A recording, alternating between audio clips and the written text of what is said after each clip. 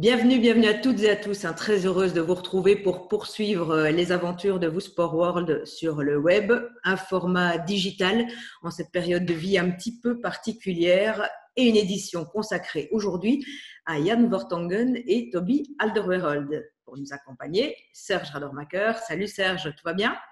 Bonjour Christine, bonjour à toutes et à tous. Écoutez, ça va, on reste confinés, on attend des jours meilleurs, mais c'est un plaisir de reprendre du service et de vous retrouver en tout cas. Patrick est avec nous aussi. Salut Christine, bonjour à toutes et à tous. Et puis pour éclairer nos propos, notre lanterne sur vous Sport World, l'analyse des faits avec Christian Skakels et Vision du jeu. Salut Christian.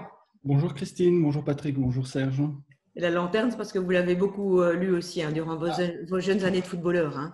À l'époque où j'étais joueur, c'est sûr que le jeudi, on se dépêchait d'acheter la lanterne pour voir le nombre de points qu'on avait reçus dans le trophée Papard ou je ne sais pas quel trophée, mais c'est sûr que ça fait partie de la carrière de footballeur. Ça fait partie de la culture. Pour les plus jeunes, c'est la capitale aujourd'hui, la lanterne dans les éditions du groupe Sud Presse avec une nouvelle gazette aussi, La Meuse. On ne peut pas être jaloux si on les cite toutes les éditions. Allez, on va passer à nos faits du jour, puisqu'on va à l'épreuve des faits, vision du jeu, et bien passer un moment tous ensemble au cœur d'une défense et d'un championnat qui nous est fétiche, évidemment, la Première Ligue. Au programme aujourd'hui, Patrick. Mais au programme, voilà, on va parler de Toby et Jan parce qu'ils ont fait parler d'eux aussi cette saison. On a entendu beaucoup de critiques. Est-ce qu'ils sont trop vieux ou pas? Est-ce que leur niveau de prestation a vraiment baissé? On s'inquiétait à l'approche de l'Euro. Certains s'inquiètent encore un petit peu plus à l'approche de l'Euro qui sera reporté d'un an par rapport à leur âge notamment. On se posera la question de leur âge, mais pas seulement évidemment. On s'intéressera au contexte collectif de Tottenham cette saison. On se plongera dans leurs performances à eux aussi un petit peu plus particulièrement, on les comparera et puis on approfondira un peu le cas Vertonghen et puis on verra les implications des prestations de l'un ou de l'autre sur leur avenir en équipe nationale. On n'est pas là pour faire des polémiques, on est là pour réagir en fonction des faits. C'est le principe de cette émission. Exactement, et donc on démarre sur les faits qui vont planter le décor. Christian, Toby, il va avoir 33 ans, puisqu'il est né le 24 avril 87. Toby, lui, vient d'avoir 31 ans. Il les a eus au mois de mars. Et voilà, on plante le décor avec évidemment énormément de matchs joués, une expérience incroyable dans différentes ligues, la Hollande, la Première Ligue, et puis évidemment l'équipe nationale et toutes les compétitions internationales européennes. Voilà, 431 matchs officiels en championnat national et en coupe nationale pour Toby. Et 547 pour Vertonghen, c'est énorme. C'est une expérience du haut niveau extraordinaire. Serge, tous les week-ends, on les suit en direct, quasi en direct tous les week-ends sur vous Sport World avec Tottenham. C'est vrai que c'est une charnière d'expérience, un duo emblématique pour nos défenseurs centraux belges. La saison est plus contrastée, on va y venir, on va le dérouler durant cette émission. C'est vrai que la saison est un petit peu plus contrastée, mais ce sont des indéboulonnables. Oui. Je pense que d'abord, c'est un vrai couple. C'est rare en football d'avoir deux joueurs comme ça qui ont presque passé 10 ans. Bon, il y a une petite séparation quand même. Quand il y en a un qui est arrivé, Vertonghen, c'est 2012 à Tottenham. Alderweireld, c'est 2015. Il a passé quelques saisons à Southampton, à l'Atlético. Mais quand même, l'Ajax, il y a plus de 10 ans. Aujourd'hui, ça fait 5 ans qu'ils jouent ensemble. Donc, c'est un véritable couple. Il y a quand même des bases solides, des fondamentaux qui font que c'est vraiment un duo de défenseurs assez exceptionnel. Je pense que Tottenham a eu parfois la meilleure défense d'Angleterre. C'était, si je me souviens bien, la saison où il y avait Rose d'un côté, Kyle Walker de l'autre et occupait la charnière centrale. Donc, c'est clair qu'on a deux défenseurs de qualité et deux défenseurs qui sont très complémentaires. Donc, c'est très important aussi. Ce sont 339 matchs ensemble exactement, les deux compères. Là. Ils ont combiné une fois sur un but ensemble. C'est tout. Et c'est vrai que toutes ces impressions dont on a parlé là en démarrant, Christian, on va peut-être les éclairer avec un fait majeur, évidemment, le grand bouleversement pour Tottenham cette saison. C'est le départ de Maurizio Pochettino après 5 saisons et un chouïa en plus passé à la tête des Spurs. On a essayé d'observer les performances offensives et défensives et les comparer entre la saison passée et cette saison. Et donc, on voit en fait que sur les 38 matchs joués la saison passée, on a 67 buts marqués 39 buts encaissés.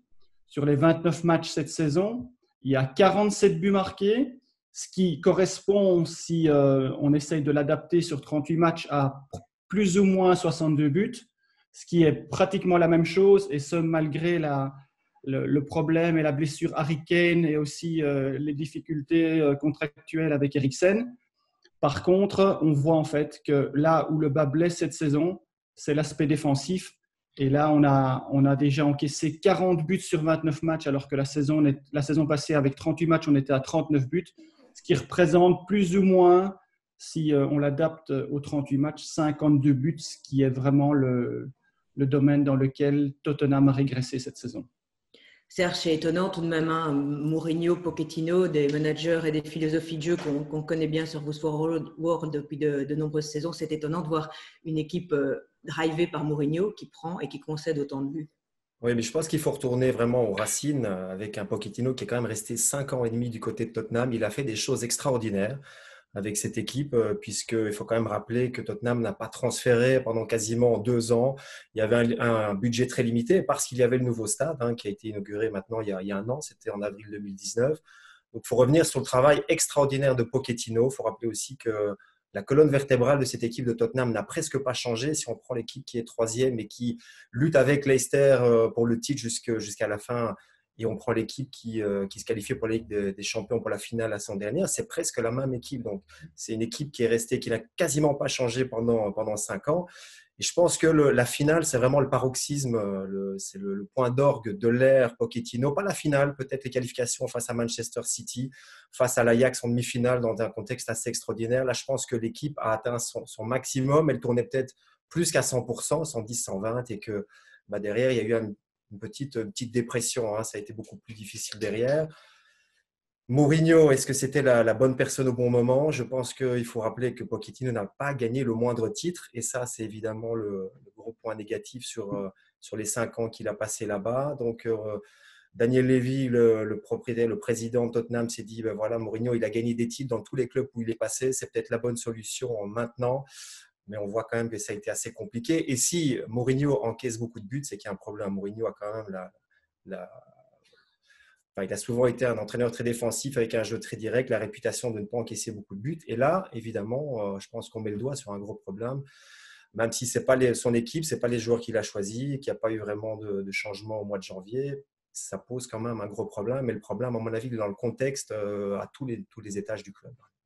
L'usure d'un groupe, on peut rappeler que notre duo est là à Tottenham depuis un paquet d'années, puisque Vertonghen 2015. 2012, oui, Toby depuis 2015 et Hugo Lloris aussi depuis 2012. Il était arrivé en même temps que Jan Vertonghen, donc c'est vrai que c'est un trio essentiel dans une équipe de football, le gardien et ses 2 défenseurs centraux devant lui. L'usure du groupe, une des explications peut-être, Patrick, pour voir le changement que Christian nous a montré là en statistique, le fait que malgré l'arrivée de Mourinho, mais finalement c'est une équipe qui était assez stable défensivement avec Pochettino, stable dans tous les secteurs, qui ne gagnait rien malheureusement pour elle sur ces dernières saisons.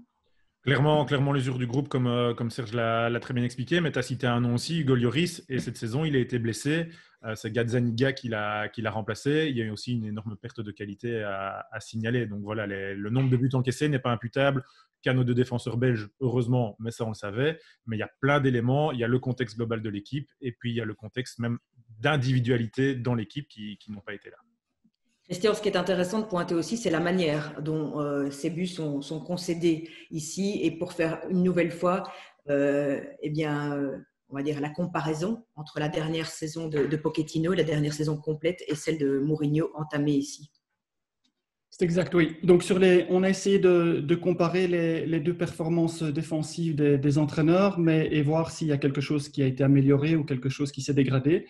Et donc, on voit clairement sur les 40 buts encaissés cette saison, on voit que, comme disait Serge, Mourinho a toujours été un entraîneur à vocation défensive et la mise en place est très importante. Et on voit une nette amélioration sur un nombre de matchs plus important, sur les buts encaissés, sur le jeu dominant placé de l'adversaire.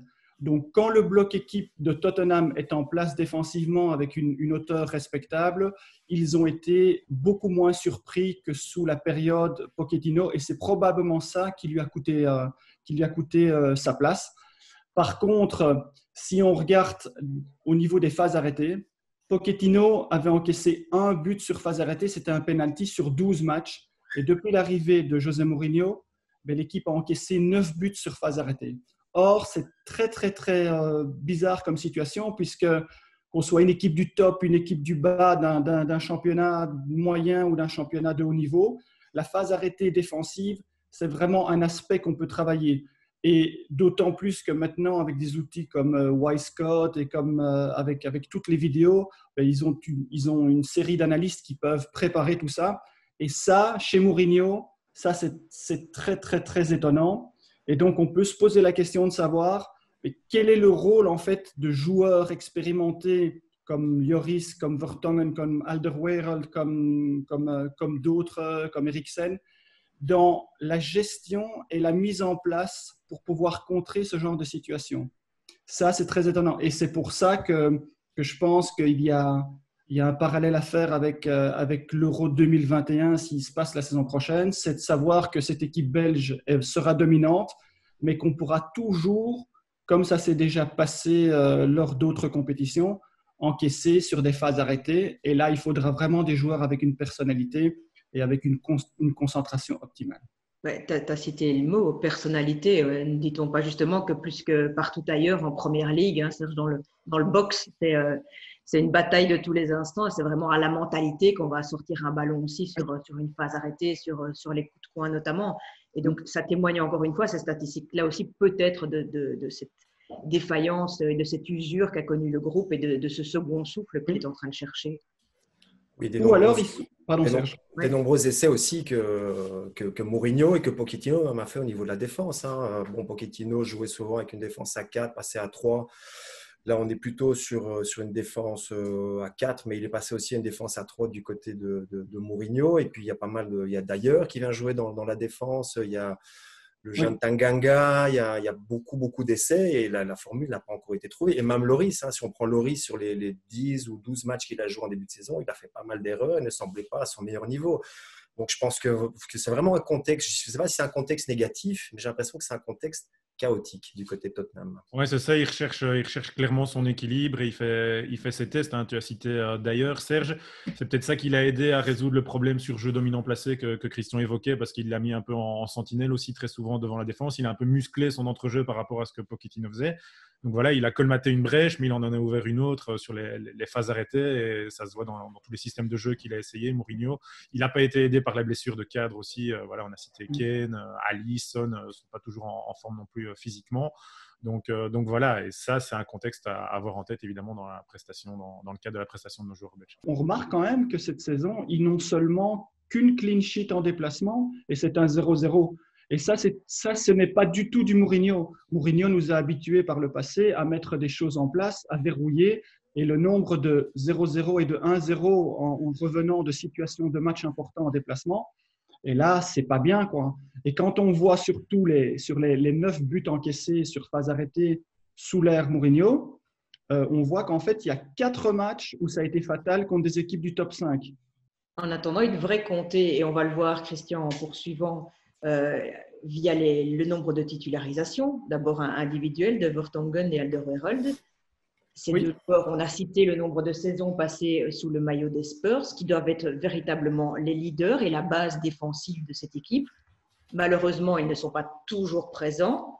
Je reviendrai vers vous aussi avec la question, est-ce qu'ils ont le charisme et le leadership nécessaires aussi pour justement, on va dire, redresser une équipe qui patauge, c'est vrai, cette saison. Alderweireld est un pion essentiel et incontournable puisqu'il a joué 87% des matchs comme titulaire et 93% comme match titulaire cette saison. Par contre, Jan Vertonghen a un nombre de titularisations beaucoup moins importante que lui. Il y a une différence à établir cette saison sur les raisons des absences de Vertonghen. La saison dernière, en 2018-2019, ce sont des absences pour blessures principalement. Cette saison-ci, j'ai un peu regardé, il y a 6 fois où il était sur le banc, où il est resté sur le banc 90 minutes, plus une fois où il est monté 1 minute. Et j'ai regardé dans toute sa carrière à Tottenham, les saisons d'avant, il y a seulement 7 fois en tout où il est resté sur le banc les 90 minutes d'un match. Donc, c'est autant de fois quasiment cette saison-ci que depuis son arrivée à Tottenham en 2012. Donc, il y a une différence à établir. Maintenant, il y a des choix des entraîneurs qui le privent de temps de jeu, alors qu'avant, c'était les blessures qui le privaient de temps de jeu. Même chose, il est sorti 4 fois d'une rencontre cette saison-ci sans blessure, Vertonghen. Il était sorti depuis le début de sa carrière à Tottenham 8 fois en tout, donc 4 fois sur blessure. Donc là aussi, c'était seulement 4 fois sur des choix tactiques qu'il était sorti. Donc là, son statut descend un petit peu malgré tout. Si on parle de leadership, je pense que les signes sont clairs. Mourinho veut faire d'Alderweireld son leader défensif, son leader, à mon avis, même sur le terrain, puisqu'il a prolongé son contrat au mois de décembre et ça correspond à l'arrivée de Mourinho parce qu'il y avait pas mal de questions sur le futur d'Alderweireld du côté de Tottenham et Mourinho l'avait déjà voulu du côté de Manchester United. Donc, je pense qu'il y a un lien émotionnel même fort entre les deux. D'ailleurs, Alderweireld l'a dit, il a prolongé, il a plus ou moins doublé son salaire, ce qui est pas négligeable. Et surtout à Tottenham, Serge, c'est pas simple. Absolument, absolument, parce qu'on sait que pendant pas mal d'années, le salary cap, il y avait un salary cap, c'était 100 000 livres la semaine, ça se compte en semaine du côté de l'Angleterre. Vertonghen est dans sa dernière année de contrat, on est au mois d'avril dans une situation particulière, il n'y a toujours rien qui s'est passé, donc normalement Vertonghen va quitter le club. Et donc, il y a peut-être ces performances qui sont moins bonnes pour Pochettino en début de saison parce qu'il n'avait pas été beaucoup titulaire non plus et pour Mourinho maintenant. Mais il y a aussi, à mon avis, un gros problème de contrat et Mourinho n'a peut-être pas tendance à faire confiance à un joueur qui sera de toute façon plus là d'ici quelques mois. On va revenir à Alderweireld et illustrer ce que tu dis. Serge, Alderweireld est celui qui, sous Mourinho, a le plus de minutes de jeu, le maximum de temps de jeu dans l'équipe. Il a apparu 23 matchs sur les 26 de Mourinho avec 2088 minutes. Il est devant tout le monde, même devant les gardiens. Ouais. Et donc, on poursuit, Chris, on va sur leur titularisation commune par rapport à tout ce temps de jeu qu'on a vu précédemment. Aussi, ça donne quoi, les deux ensemble? Est-ce qu'on les a retrouvés souvent? Les chiffres sont un peu plus élevés depuis l'arrivée de Mourinho, mais malgré tout, ça reste quand même une partie du temps où Tottenham se dit qu'il pourrait le faire en fait sans Vertonghen dans la charnière centrale. La preuve en Ligue des Champions contre Leipzig. Au match aller, c'est Alderweireld Sanchez en défense centrale avec même Ben Davies sur la gauche. Vertonghen aurait peut-être pu jouer à arrière gauche. Et au match retour, c'est défense à 3, mais sans Vertonghen, c'est le jeune Tanganga qui joue. Bon, après, les matchs et les scores n'ont pas donné raison à Mourinho, mais voilà, de nouveau, on en revient à cette notion de choix. Et Vertonghen, dans un match quand même important de Ligue des Champions, n'a pas été le premier choix du tout. Alors, du coup, notre couple, vu les circonstances d'une saison, Christian, ils font chambre à part parfois. Ça donne quoi au niveau des performances? Oui, c'est exact. Donc, sur les 29 matchs, ils ont été 18 fois titulaires ensemble et Tottenham a encaissé 24 buts cette saison lorsqu'ils sont titulaires ensemble. Et sur les 11 matchs où ils sont séparés, donc quand il y en a un qui joue seulement ou qu'il y en a un qui monte au jeu seulement après un certain moment, ils ont 16 buts encaissés. Si on fait le ratio, c'est à peu près la même chose. Donc, on peut se dire en fait qu'aujourd'hui, le Tottenham ne va pas moins bien défensivement lorsque les deux joueurs sont séparés. Donc, c'est peut-être ça la réponse de la continuité et du changement que Mourinho veut opérer. Et donc, on va voir dans le futur ce que ça va donner. C'est intéressant d'avoir ces chiffres défensifs. Moi, j'ai regardé donc leurs fameux 339 matchs ensemble. Là, ils prennent en moyenne 2,09 points par match. Ici, sur les 18 de cette saison, quand ils ont joué ensemble, ils ont 1,4 points par match. Donc, voilà. Moi, défensivement, comme Christian le disait, ça tient la route. Mais voilà, on sent quand même que cette saison-ci, c'est l'ensemble de l'équipe de Tottenham qui a ralenti. Oui, et Vertonghen qui a même joué un des derniers matchs sur le flanc gauche, dans une défense à 3, mais sur le flanc gauche. Donc, il est un peu mis à toutes les sauces quand même cette saison, contrairement à Alderweireld qui joue quand même plus près de son poste naturel, qui joue à son poste naturel. Ouais, d'où l'impression qu'on peut avoir de difficultés. Oui. Et puis finalement, quand on voit que Vertonghen a joué 6 fois comme comme défenseur latéral gauche et une fois, comme le dit Serge, comme milieu latéral gauche dans un 3-4-3 où il appartenait à l'échelon médian, on voit quand même que Mourinho, pour Mourinho, c'est quand même pas clair à 100% qu'il le voit comme un défenseur central, même dans une défense à 3. Et donc, il y a probablement un message derrière. D'autant plus que, voilà, on connaît les qualités de Vertonghen, on connaît les qualités exigées d'un défenseur central gauche ou quoi, ce sont des qualités de relance. Et là, en fait, au niveau de la relance, il a un peu faibli cette saison, Vertonghen. J'ai un peu regardé cette stat individuelle. Autant la saison dernière, il était à 89% de passes réussies, 56% de longs ballons réussis. Cette saison-ci, il a chuté à 85% de passes réussies, donc quand même une baisse de 4%, et surtout 41% de longs ballons réussis. Là, c'est une baisse de 15%. Bon, il y a plein d'autres facteurs. Il y a peut-être moins de bons joueurs pour gagner les duels devant, l'absence de Kane ou quoi sur les longs ballons, mais ça a été lui été reproché dans certaines analyses, c'est que sa distribution, sa précision de relance était moins bonne. C'est aussi pour ça que niveau défense centrale, ça se passe moins. Ça, c'est justement peut-être lié, Pat, au fait que des exigences de sortie de balle de la part de Mourinho, où généralement, c'est plutôt essayer de trouver dans la zone devant soi avec des milieux de terrain qui, eux, orientent le jeu. Tandis qu'avec Pochettino, on a vu beaucoup de buts la saison passée. Je crois que c'était 15 sur des reconversions rapides avec des ballons profonds. Et donc, ça, c'est une de ses qualités. Est-ce que c'est ce que prône Mourinho? On sait que Mourinho, il aime bien faire le pressing défensif relativement haut pour avoir une transition plus haute sur le terrain. Et donc, il y a, je pense qu'il faut remettre ça en perspective par rapport à ce changement. Et justement, comme j'ai pu l'observer récemment dans des recherches, c'est qu'il y a la théorie des 6 mois. En fait, il faut à peu près 6 mois, on bénéficie pendant 6 mois du travail de l'entraîneur précédent parce qu'il a conditionné les joueurs. Et après 6 mois, généralement, c'est après un stage d'hiver où il y a des choses qui ont été mises en place de manière plus précise, bien qu'en Angleterre, il n'y a pas de trêve par rapport à ça, mais on le voit dans d'autres championnats. Seulement après, les joueurs commencent à bénéficier du conditionnement de l'entraîneur qui arrive. Et donc, peut-être qu'on va voir maintenant, lors de la reprise, si jamais il termine le championnat ou lors de la prochaine saison, s'il y a quelque chose qui s'est transformé dans l'évolution et dans le modèle du jeu offensif et défensif chez Mourinho. Vous êtes d'accord pour dire que, suivant ce qu'on vient de voir, la meilleure position de Vertonghen alors reste tout de même certainement à l'heure actuelle, avec sa dernière partie de carrière qui se dessine, une position dans un trio défensif, donc sur le côté gauche, puisque sa grande force, évidemment, c'est d'être gaucher, une perle souvent rare que les entraîneurs affectionnent particulièrement. Je dirais oui. Et puis, je pense qu'un défenseur central avec un gardien de but sont peut-être les joueurs qui ont la meilleure longévité. Donc, pour lui, ce serait mieux, évidemment, de rester défenseur central dans une défense à 3. Je pense que c'est vraiment l'idéal. Quoique, il peut jouer aussi dans une défense à 4 aux côtés d'Alderweireld, tous les deux dans l'axe. Mais pour la longévité, on vieillit quand même beaucoup mieux en étant défenseur central, effectivement. Mais avec l'âge, il faut quand même qu'il y a certaines qualités physiques qui se dégradent et donc s'il est dans un système, il faut qu'il soit protégé par l'ensemble de l'équipe. Il faut que les problèmes défensifs, c'est sûr que plus il va vieillir, plus les situations de 1 contre 1 avec des jeunes loups de 20 ans qui vont venir le provoquer, il va avoir des difficultés. Par contre, si collectivement ils peuvent résoudre les problèmes, il pourra, avec son expérience, être magnifique dans cet échelon défensif.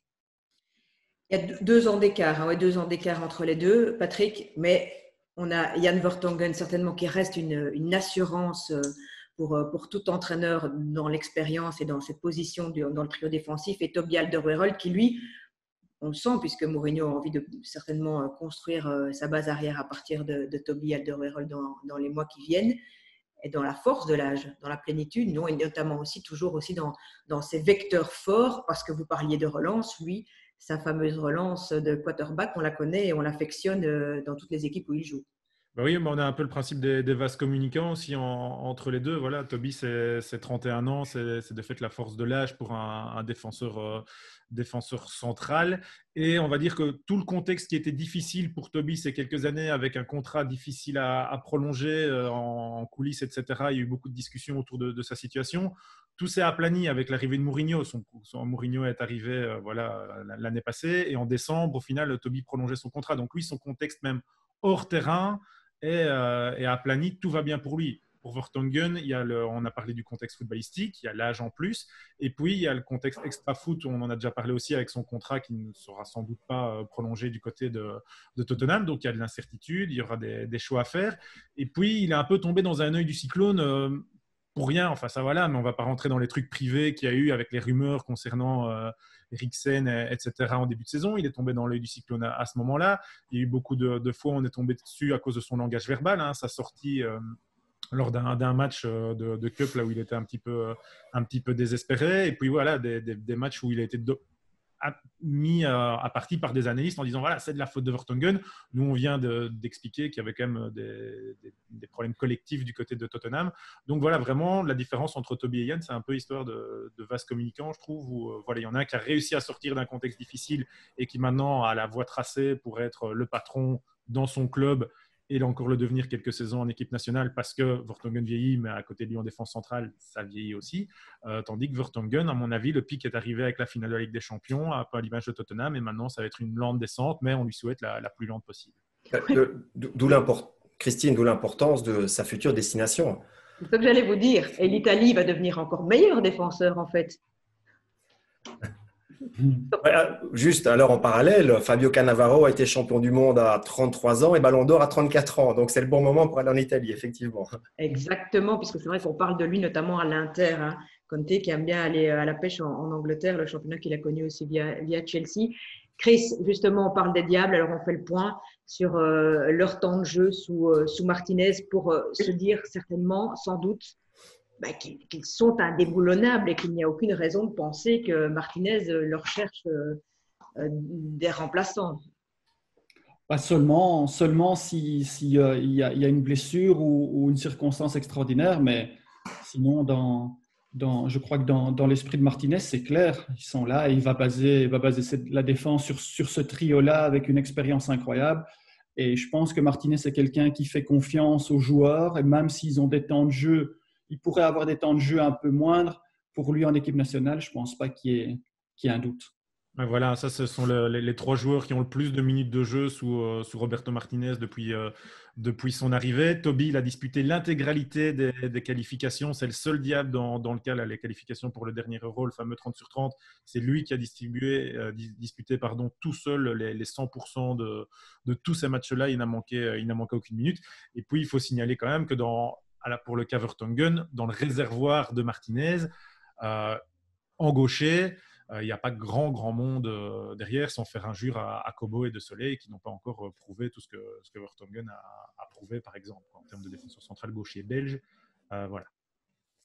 Vous savez, en Angleterre, il y a une expression « age is just a number ». Donc là, j'ai juste un nombre. C'est une formule qu'on utilise quand ça nous arrange, hein. En général, c'est vrai.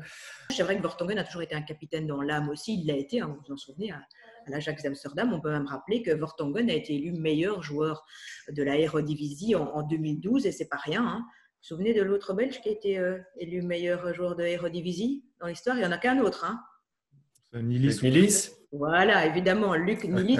L'Ajax qui fait partie de l'autre piste de retour pour Vertonghen. Et ça, au niveau justement du contexte et d'être bien dans sa tête, l'Ajax, ça peut être bien aussi hein, pour lui, pour aplanir tout ça et pouvoir aborder l'Euro prochain sur une bonne note au niveau mental.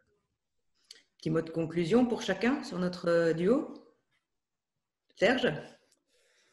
Écoutez, moi, je dirais il y a peut-être trois choses qui me viennent à l'esprit quand je parle, mais je pense que ce serait pour les deux. C'est leur complémentarité. On en a parlé dès le début. Jouer autant d'années ensemble, c'est quand même incroyable. Un couple comme ça en football, il n'y en a pas beaucoup. Leur fiabilité. Je pense qu'ils ont quand même eu très peu de creux dans leur carrière et qu'ils ont un niveau prestations qui est quand même très intéressant. Et puis la longévité, puisqu'ils sont toujours là, à plus de 30 ans, et dans un championnat aussi exigeant que la Première Ligue, quand il faut aller au combat toutes les semaines. Franchement, c'est remarquable. Et donc, c'est vrai, on a la chance d'avoir depuis quelques années 2 défenseurs extraordinaires en Première Ligue. Moi, je compléterai avec le dévouement. On vient de l'avoir avec le temps de jeu. S'ils ont autant de minutes en équipe nationale, c'est parce qu'à un moment, je vais dire, ils ne s'inventent pas un petit bobo pour faire l'impasse sur un match ou quoi. Ils ont cette implication-là. Ils sont indispensables, mais ils se rendent aussi indispensables et ils se rendent disponibles pour l'équipe nationale. C'est du dévouement. Voilà, et signaler quand même que Vertonghen, ça reste 2 buts en Coupe du Monde aussi, contre la Corée du Sud en 2014 et ce fameux but contre le Japon. Pas fait exprès, mais quand même capital pour, au final, l'histoire du football belge. C'est vrai, Christian, que dans les chiffres, on n'a pas parlé de leur aspect offensif. Ils ont moins marqué ces derniers temps, ces derniers mois. Mais en plus, comme Patrick le souligne, en équipe nationale pour Vertonghen, en club pour l'un et l'autre, il n'y a pas que des buts dans le rectangle, parce que souvenez-vous aussi que finalement, pour Alderweireld, il aurait pu y avoir un but magique en demi-finale. Il a la plus belle occasion contre son coéquipier Lloris, son coéquipier en club. Et donc, c'est des gars aussi qui finalement ont une technique de frappe très intéressante. Je pense aussi que Vertonghen prend de temps en temps un coup franc. Et donc, c'est vrai, Christian, qu'il y a aussi ce paramètre-là dans leur jeu qui pourrait se révéler une réussite chez les Diables et en club.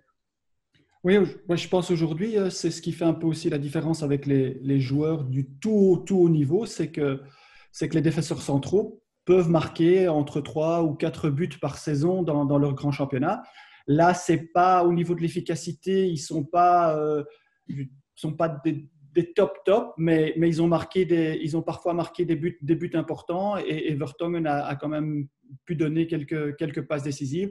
Je pense que je ne sais pas si ça va s'améliorer avec le temps, mais sachant quand même qu'il participe aux nombreuses phases arrêtées, je pense que là, il pourrait y avoir un tout petit peu plus d'efficacité pour pouvoir soulager l'équipe quand il y a des problèmes. Mais ça, évidemment, ils sont quand même cette génération de joueurs où on ne demandait pas autant aux défenseurs centraux aujourd'hui. Aujourd'hui, Virgil van Dijk, quand il monte et qu'il marque des buts importants pour Liverpool, c'est ça qui fait peut-être le cran un tout petit peu au-dessus d'eux en termes d'efficacité. Eh bien, merci beaucoup. Merci Patrick, Christian, Serge. On espère évidemment que ce moment vous a plu. On se retrouve lundi prochain pour un autre rendez-vous. Et puis, on pense énormément à vous en ce moment, bien sûr. Courage à tous ceux pour qui c'est peut-être un petit peu plus compliqué. Et puis surtout, portez-vous bien. Prenez soin de vos proches et à très vite.